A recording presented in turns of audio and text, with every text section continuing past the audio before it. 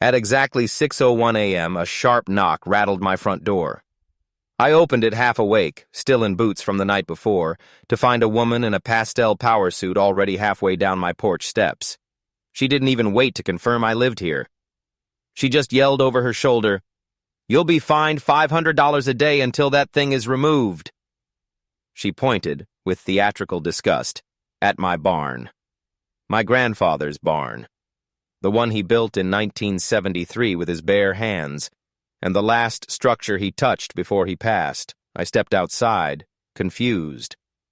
She was already taping a fluorescent HOA violation notice to my gate post, the same gate that hadn't been there long enough to rust.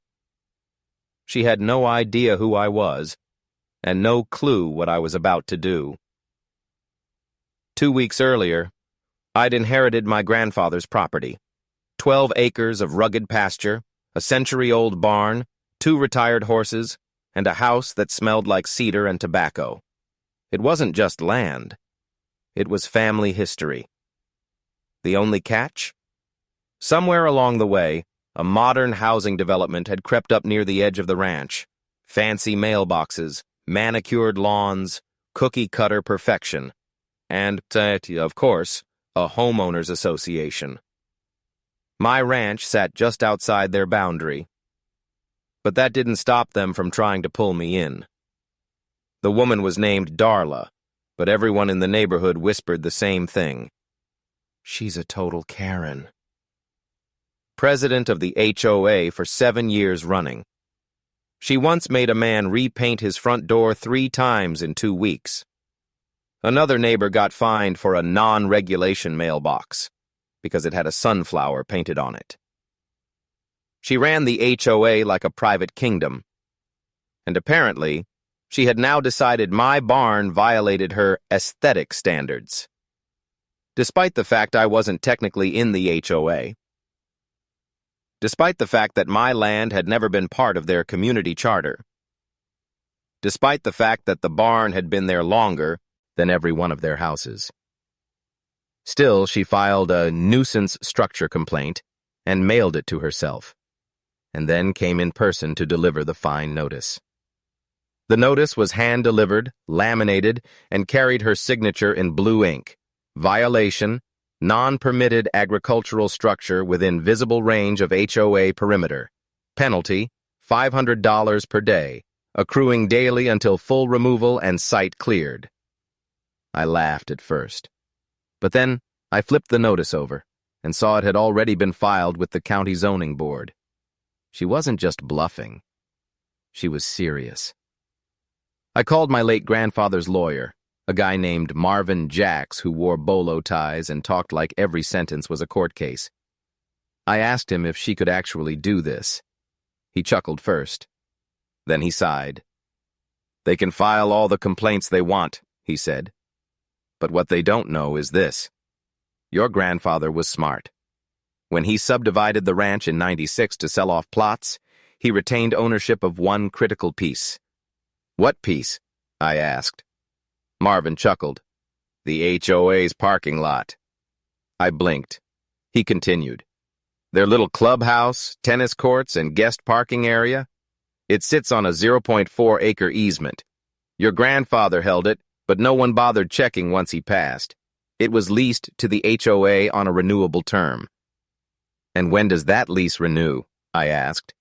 "It doesn't," Marvin said. "It expired last month." I just sat there. Karen had tried to fine me $500 a day, but I owned the ground she parked on. The next day, I received a certified letter stating that if the barn wasn't removed by Monday, they'd tow it themselves. Let that sink in. Tow my barn. That's when I stopped laughing.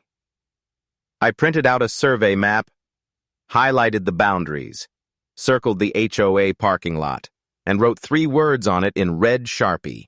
Eviction incoming soon. I had it delivered to Darla's mailbox by courier. Within 24 hours, I had 3 emails from the HOA board, visit from a confused security guard, and a voicemail from Darla that began with "you little snot" and ended with legal threats. But none of it mattered. I wasn't retaliating. I was reclaiming land I already owned. And I had the papers, the deed, and a lawyer who'd been itching for a courtroom HOA showdown for decades. Soon, my inbox was flooded. Not with threats, but with support. Other neighbors began stepping forward. One man had been fined $200 for leaving a trailer in his driveway. A woman was forced to remove solar panels from her shed.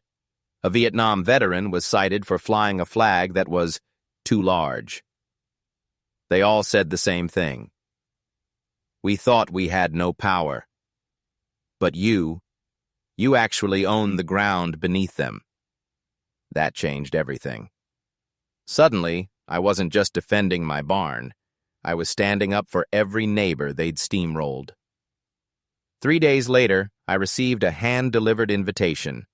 Emergency HOA meeting, Saturday 7 p.m., clubhouse. I showed up in boots and a flannel shirt. Darla tried to stop me at the door. "You're not a member. This is private." I smiled and pointed at the floor. "Actually, I own this slab, so technically you're my guest." The room went silent. I showed up to the emergency HOA meeting in dusty boots and a flannel shirt. Darla blocked the entrance like a bouncer at a nightclub. "You're not a member. This is private," she snapped. I looked down and smiled. "Actually, I own this slab, so technically you're my guest." The entire room went still. And that was the exact moment the balance of power shifted. The HOA board members sat behind a folding table with name tags and bottled water like it was some congressional hearing. Darla stood at the front, red-faced and frantic. "This meeting is to discuss an escalating threat to our community," she said, wavy, throwing my violation notice in the air like it was a subpoena. She tried to frame me as an outsider, a disruption, a trespasser. But I wasn't just some cranky neighbor with a grudge. I had the deed, I had the land, and I had the receipts. Literally. I stepped forward calmly and placed a copy of the land survey, my grandfather's original easement agreement, and the expired lease contract right in front of the board. "That clubhouse you're standing in," I said.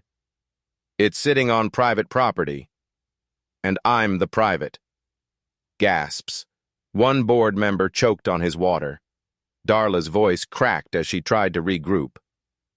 "That land was meant to be part of our community. This man is exploiting a loophole." One of the board members, an older gentleman named Richard, leaned forward. "Is it true, Darla? Did we let the lease expire?" She didn't answer, because the truth was obvious. Not only had they let the lease lapse, they never even checked on it. They just assumed the HOA owned everything inside their little bubble. And I wasn't exploiting anything. I was simply holding them accountable. Word spread like wildfire. Suddenly, everything the HOA used to control was up in the air. Could people still park in the lot? Could they host events in the clubhouse? Was their insurance even valid anymore? Darla tried to play damage control. She sent out a community-wide letter accusing me of land theft and harassment. I responded by posting the county plat map on a bulletin board next to the clubhouse, with my name highlighted in legal yellow. Then I did one more thing. On Thursday morning, every HOA resident received a printed flyer in their mailbox. Notice of license termination. As legal owner of parcel number 38222B, currently housing HOA amenities, I am terminating access effective next Friday at 11:59 p.m. Vehicles remaining in the lot will be towed at owner's expense, CL. Clubhouse access will be locked. Regards, my name. Panic set in. Half the community turned on me. The other half turned on her. That's when Darla did what every Karen eventually does. She called the sheriff. I was brushing down my horses when two deputies rolled up my gravel drive. They weren't aggressive. just confused. "We got a call from the HOA," one said. "Something about unlawful land use, maybe a civil dispute." I handed them the paperwork. As the deputy flipped through the pages, his eyebrows rose. Then he looked up, shook my hand, and said, "Sorry to bother you, sir. Looks like everything's in order." Darla was watching from across the property line. When she saw the deputy call me sir, her knees nearly buckled. She stormed back into her Lexus and peeled off like she'd just been evicted from her own kingdom. A week later, a new envelope arrived. Cease and desist, civil injunction, filed by West Bend Meadows, HOA. They were suing me, claiming intentional interference with community function, malicious property disruption, and, this part made me laugh, tactical emotional distress. I called Marvin, my lawyer. "Let them file," he said. "You've got paperwork. They've got panic." And that's when Marvin offered something better. Marvin dug up an old clause in the original subdivision filings. If the lessee fails to maintain active lease or fails to renew upon expiration, the lessor may repossess not just the land, but structures upon it unless otherwise negotiated. Translation? The HOA didn't just lose parking access, they might have just lost the clubhouse too. We filed a quiet title action to formally reclaim the structure. Now I was suing them. The next HOA board meeting wasn't held in the clubhouse because I'd changed the locks. Instead, they met in someone's garage. Residents started fighting among themselves. Some blamed Darla for overreaching. Others blamed me for going nuclear. But the truth? People were starting to ask questions. Why are we even paying HOA dues if we don't control the property? Who gave her the authority to pick fights with landowners? What if we elect someone new? Late one evening, I got a knock on my ranch gate. It was Richard, the same older board member from the first meeting. "Mind if I come in?" he asked. We sat on the porch. He looked exhausted. "I just wanted you to know, Darla knew the lease expired. She hid it from us." "How do you know that?" He pulled out a manila folder, HOA emails, time-stamped. In one of them, Darla wrote, "Don't worry about the lease. He'll cave once he gets enough violations." She never expected resistance.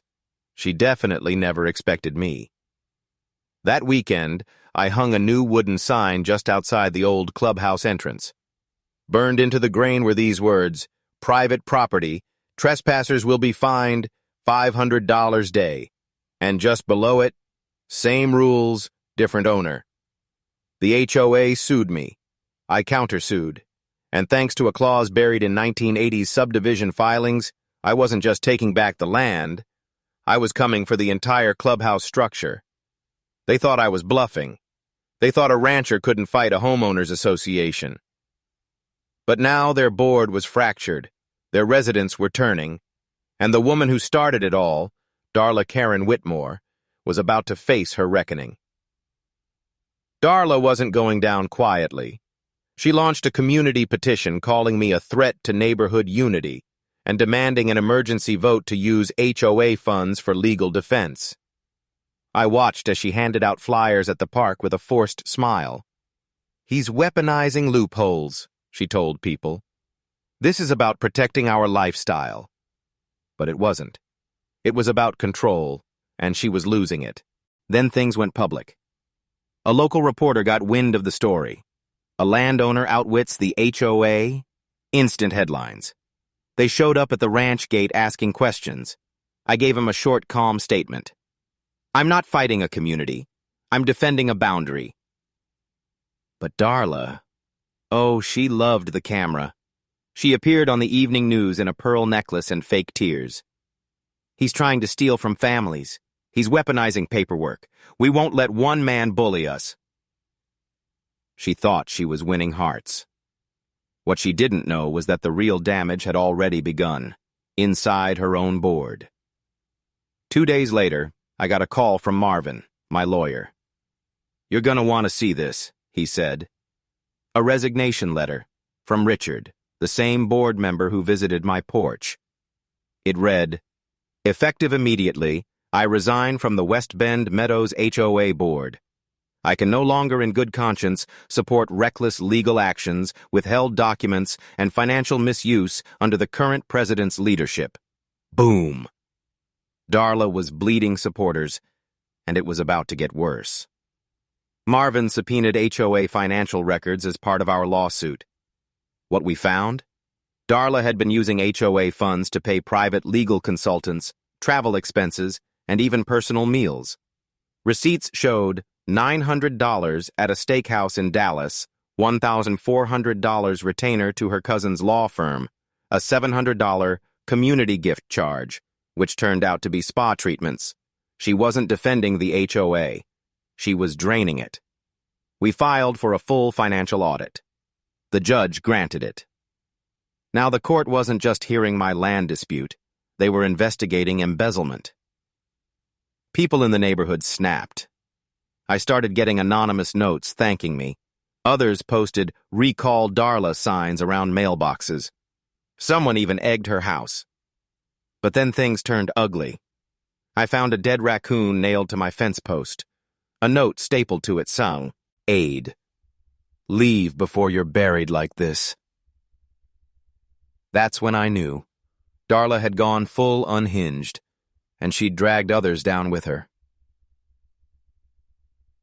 The day of the preliminary hearing, the courtroom was packed.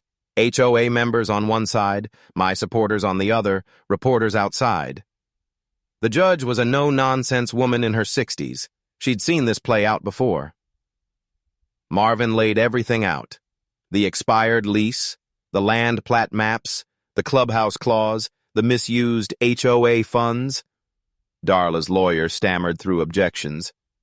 But when the judge turned to her and asked, "Did you knowingly allow the lease to lapse while pursuing enforcement against the landowner?" Darla opened her mouth, closed it, and then said, "I did what I thought was right." It was over. As we walked out of court, I thought the worst was behind me, until I got served again. Notice of Emergency Injunction. The HOA claims that your recent fencing and signage constitute hostile encroachment. Immediate stop work order filed. She'd filed a new lawsuit, through another board member acting as proxy. Darla was weaponizing delay. If she couldn't win, she'd bleed me dry through the courts. That night, a car pulled up near the ranch gate. Lights off. Engine running.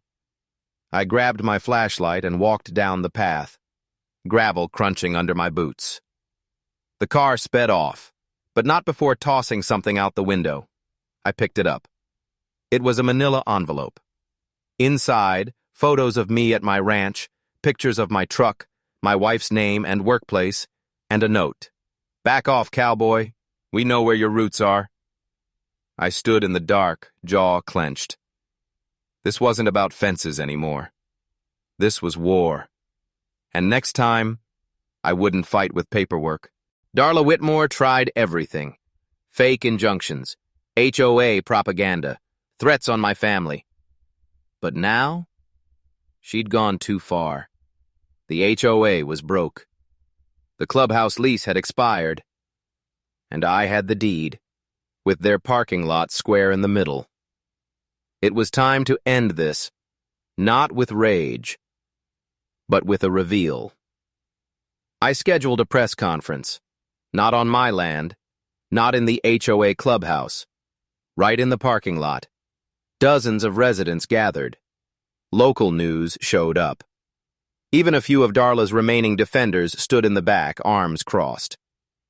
I stepped to the mic, holding one piece of paper, the original 1984 lease agreement between my grandfather and the developer who built West Bend Meadows. "This," I said, "is the agreement your HOA ignored for decades. And this," I held up a second document, "is the county-confirmed plat proving ownership." Then I dropped the hammer. "As of 10 a.m. this morning, I've submitted paperwork to rezone this lot. as private commercial property. The HOA no longer has legal access to their own parking area. Gasps. Whispers. Phones came out, people recording. But I wasn't done. Darla, standing just outside the crowd, snapped. She pushed past 2 camera crews and stormed toward me. "You're destroying a neighborhood," she screamed. "No," I replied calmly. "I'm rebuilding something better." Then I handed her a thick envelope. Inside, audit results confirming her misappropriation of over $27,000 in HOA funds, a formal complaint to the district attorney, and a signed recall petition with over 70% of residents backing it. She stared at the papers. Tears welled in her eyes, but not the kind from sorrow, the kind from fear. Everyone saw it, and for the first time, Darla Karen Whitmore was silent. A week later, the HOA board held an emergency vote. Darla was removed. Her name would later appear in a quiet financial settlement, never officially charged, but permanently barred from holding office. In her place, the board elected Richard, the same man who'd stepped down months earlier. And the first thing he did? He drove out to my ranch. He knocked once. I opened the door. "We owe you an apology," he said. "No," I replied. "Just keep it honest from here on." With the HOA in shambles, they made a proposal. "Would you consider selling the parking lot back to us?" I smiled. "Not selling. Leasing." They agreed, on my terms, $1 per year, free access for all residents, but the deed stays in my family's name. Forever. Then I told them why. Because that land once belonged to my grandfather, a man they never met, but who built this land with his bare hands. And I wasn't going to let a bureaucratic HOA erase that legacy. 3 months later, the parking lot had a new sign, private property, leased by the Whitmore Ranch Family Trust in memory of George Harlan. People started calling it the $500 lot. The legend spread. And Darla? She moved out, sold her house quietly, and disappeared. No one's heard from her since. But every year, on the day the injunction arrived at my gate, I walk that lot barefoot. I look up at the clubhouse, and I remember what they tried to take. They tried to fine me into submission. They ended up paying rent on land they thought they owned.